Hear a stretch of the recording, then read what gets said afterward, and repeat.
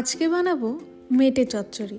তো চলো দেখে নেওয়া যাক মেটে চচ্চড়ির জন্য কি কি লাগছে আর কেমনভাবে বানানো হয়। তো মেটে চচ্চড়ি বানানোর জন্য সবার প্রথমে বসিয়ে দিয়েছি কড়াই গরম হলে ওতে তেল দিয়ে ফোড়ন দিতে হবে জিরে আর তেজপাতা।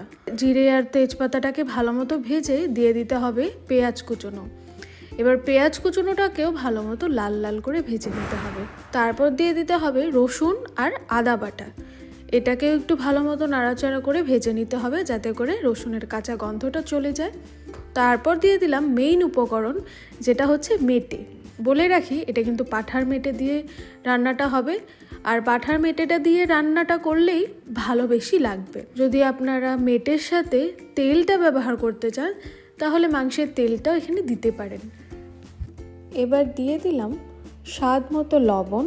তারপরেতে দিতে হবে কাঁচা লঙ্কা বাটা, হলুদ গুঁড়ো, লঙ্কা গুঁড়ো। এবার দেওয়ার পালা জিরে বাটা আর ধনে বাটা। ওটা দিয়ে ভালো মতো নাড়াচাড়া করে একটু টক দই দিয়ে দিলাম। দিয়ে ভালো মতো নাড়াচাড়া করে কষিয়ে নিয়ে উপর থেকে গরম মশলা ছড়িয়ে নিয়ে ভালো মতো নাড়াচাড়া করে কষাতে হবে। গ্যাসের আঁচটা কিন্তু মিডিয়ামেই থাকবে।